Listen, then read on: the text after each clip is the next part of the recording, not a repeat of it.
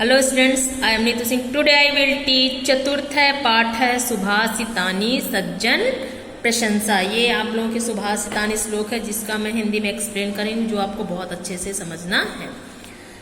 गंगा पापम शशि तापम दैन्यम कल्पतरु स्थिता पापम तापम च दैन्यम च धन्ति संतो महाशया। जिस प्रकार गंगा पाप का नाश करती है, जिस प्रकार से गंगा पाप का नाश करती है, शशि चंद्रमा गर्मी का नाश करता है और कल्प वृक्ष जो गरीबी को नष्ट करता है, ठीक उसी प्रकार संत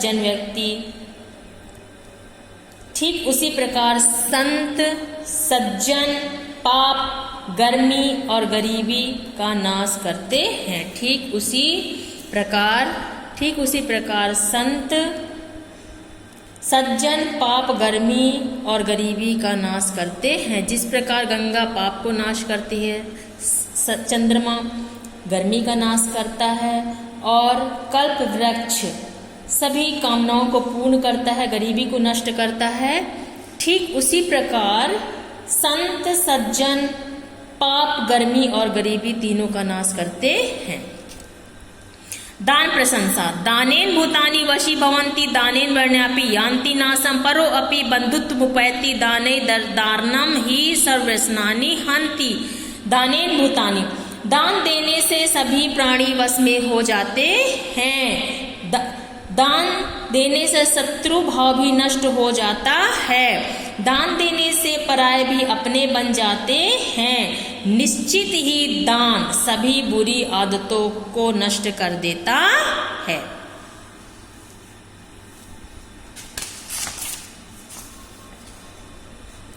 उद्धम प्रशंसा।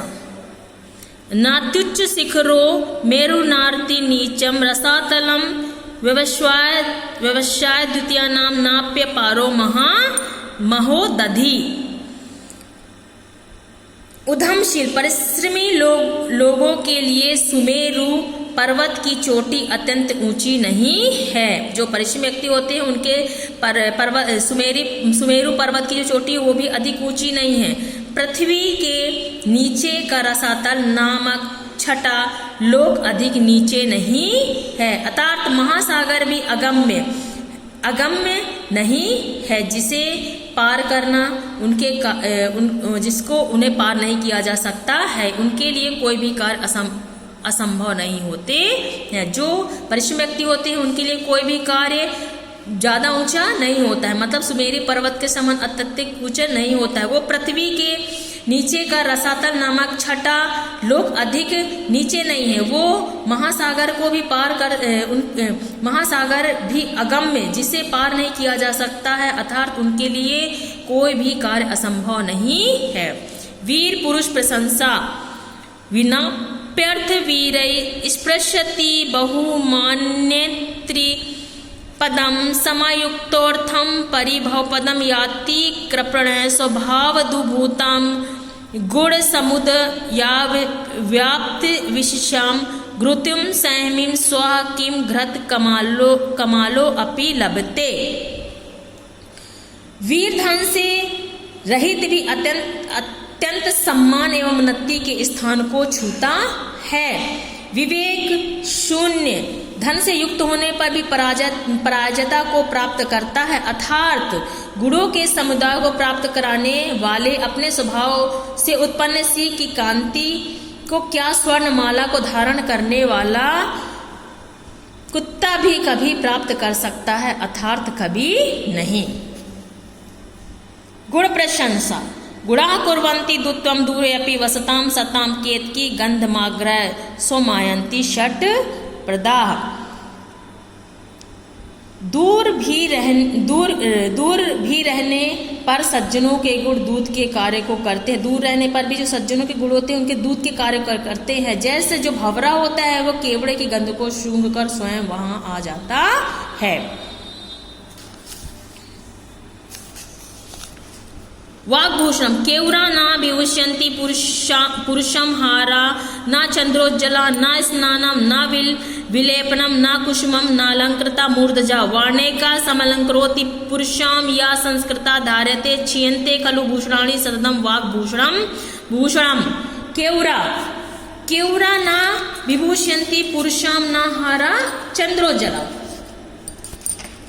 मनुष्य को ना तो बाजूबंद अलंकृत करते हैं और ना चंद्रमा की तरह चमकने वाले मुक्ता हार, ना स्नान, ना चंदनों का सुगंधित पदार्थों का लेपन, ना फूल, ना संवारे हुए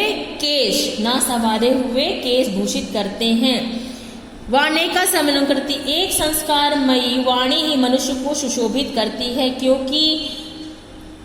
क्योंकि और आभूषण नष्ट हो जाते हैं। उनको एक संस्कारमयी वाणी ही मनुष्य को सुशोभित करती है और उनके सामने सुशोभित वाणियों के सामने जो आभूषण होते हैं वो क्या हो जाते हैं, नष्ट हो जाते हैं। किंतु वाणी रूपी आभूषण नित्य रहने वाला आभूषण है।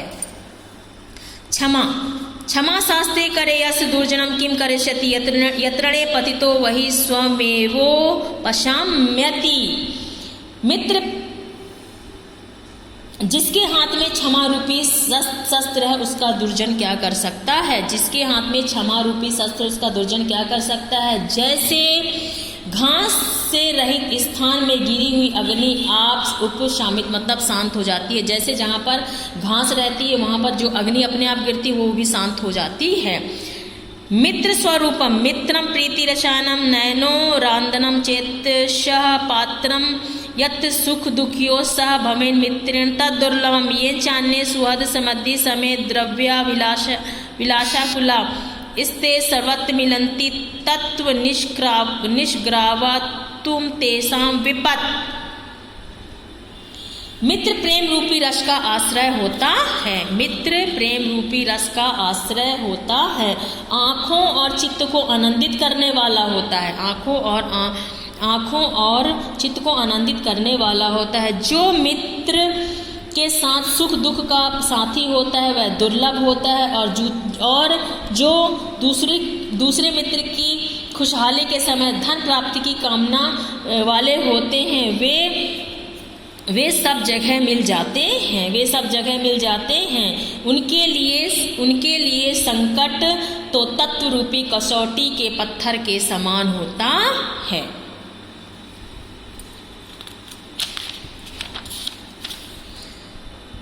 स्वभाव महिमा सर्वस्य ही परीक्षन्ते स्वभावा नेत्रे गुण अतिथि ही गुणान्य सर्वाशन भावो मूर्धन्य वर्तते।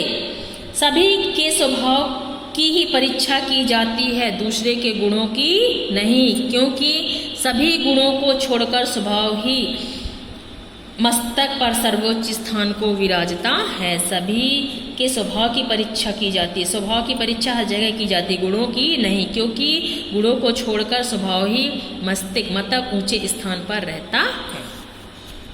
अल्पज्ञ स्वभाव यदा किंचित ज्ञो अहम गज इव मदांध संभवम तदा सर्वोज्ञ स्मृत्य भव दवलिप्तम मम मनः यदा किंचित बंधुजन सकाशाद्वगतम तदा मूर्खो असमिति ज्वर इव मदो में व्यपगता।